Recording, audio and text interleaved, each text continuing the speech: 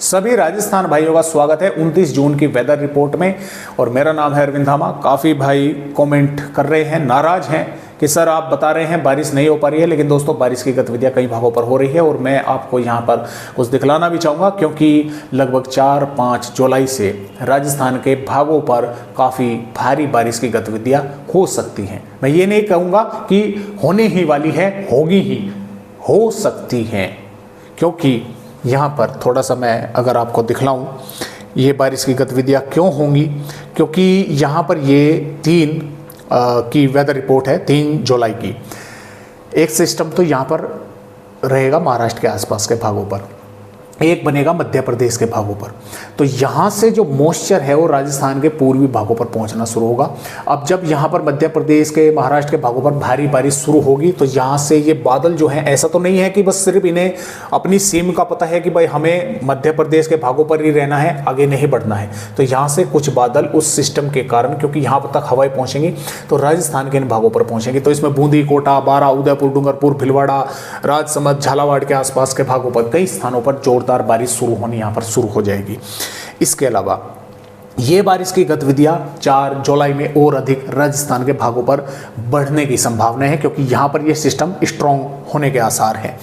इसके अलावा यहाँ पर 5 में भी जोरदार बारिश राजस्थान के कई भागों पर बूंदी, कोटा, बारा, झालावाड़, उदयपुर, राजसमंद, डूंगरपुर के आसपास के भागों पर यहाँ पर होगी। और पश्चिमी राजस्थान तक श्रीगंगानगर, हनुमानगढ़, बीकानेर, जैसलमेर, जालोर, सिरोही, उदयपुर के भागों तक यहाँ तक बादल पहुँचेंगे। यहाँ पर भी बारिश की गतिविधियाँ देखने को मिल सकती है।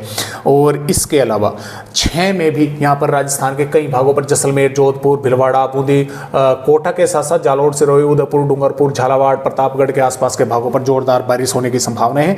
और ये सिस्टम फिर 7 जुलाई में ये मध्य प्रदेश के भागों से इसका रुख राजस्थान के भागों की तरफ भी हो रहा है। तो कई इलाकों पर भारी भीषण बारिश होने की संभावनाएं बन सकती है।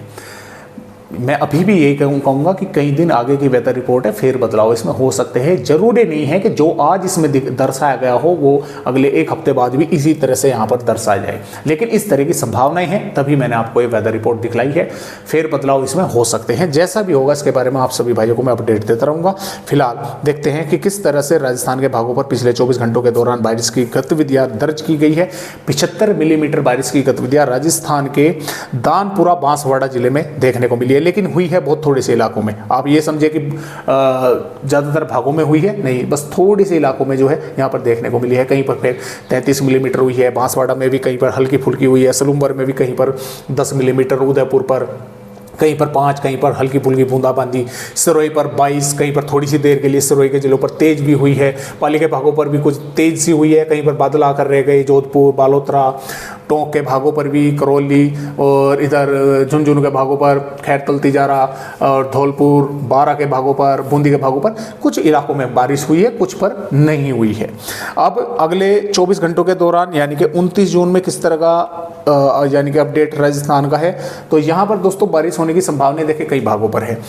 श्रीगंगानगर, हनुमानगढ़, चूरू के भागों पर, क्योंकि यहाँ से बादल बनकर इस तरह से नीचे की तरफ पहुंचेंगे और जो नीचे गुजरात के भागों पर और मध्य प्रदेश के भागों पर मॉइस्चर पहुंच रहा है वो राजस्थान के भागों पर यहाँ तक पहुंच रहा है, जिसकी वजह से यहाँ पर बारिश की गतिविधियाँ इन भागों पर बढ़ रही है।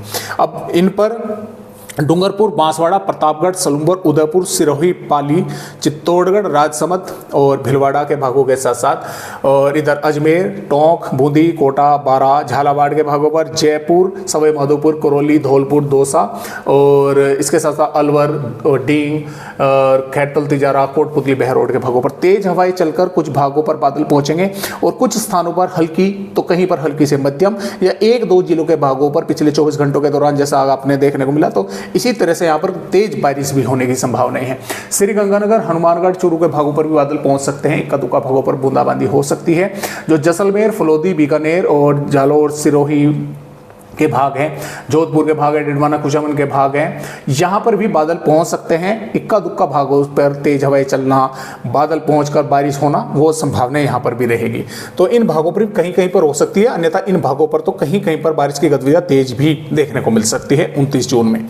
और यहाँ पर 30 जून की दोस्तों बात करें, 30 जून में भी ठीक इसी तरह से संभावनाएं है। राजस्थान के इन पूर्वी भागों पर मेघ गर्जना के साथ हल्की या कहीं पर हल्की से मध्यम या कुछ भागों पर तेज बारिश या कहीं पर सिर्फ बादल आकर रह जाना, इस तरह की संभावनाएं हैं। यहाँ पर भी थोड़ी सी संभावनाएं बन रही है, इन भागों पर थोड़ी कम है लेकिन बादल वगैरह यहाँ पर भी पहुंच सकते हैं।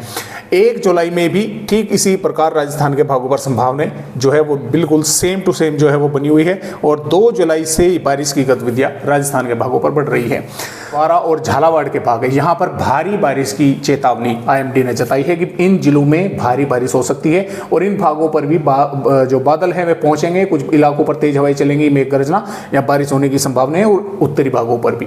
तो इस तरह से जो है अपडेट राजस्थान के हैं और जिसका मैं आपको जिक्र कर रहा था कि 3, 4, 5 जुलाई में, तो उसकी चेतावनी जो है वो संभावना यहाँ पर इस तरह से दिखाई दे रही है। तो आज की वीडियो में राजस्थान भाइयों को बस इतनी ही जानकारी, एक नए अपडेट के साथ फिर मिलूंगा। तब तक के लिए आप सभी भाइयों को नमस्कार।